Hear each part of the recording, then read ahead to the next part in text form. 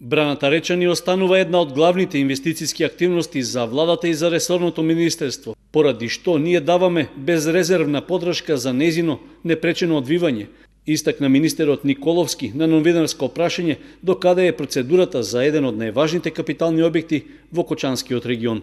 Апсолутно, поддршката од страна на владата за Браната Речани ќе продолжи и ние во овие 10 месеци ги спроведуваме постапките кои што не биле направени пред да се склучи договорот за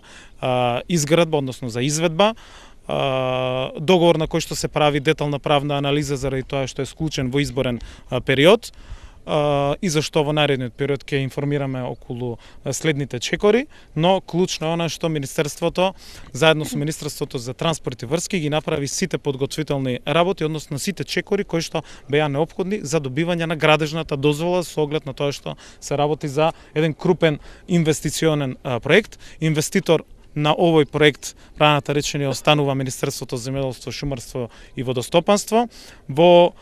следниот месец сметам дека ова долга постапка на обезбедување на градежната дозвола која што се спроведуваше во претходните неколку месеци ќе финишира, односно Министерството ќе ја добие градежната дозвола за изградба на овој крупен инфраструктурен проект кој што е од битно значење за регионот и дека ќе започнат и другите постапки во делот на почетокот на изградба. Министерот за земјоделство го истакна регионалното значење на Браната Речани и постојаната комуникација на оваа тема со градоначалникот на Кочани Николчо Илиев. При тоа додаде дека во наредните 2 недели се очекува и завршување на реконструкцијата и надградбата на браната Пишица во Пробиштип, која што е значајна за наводнување на оризовите полиња.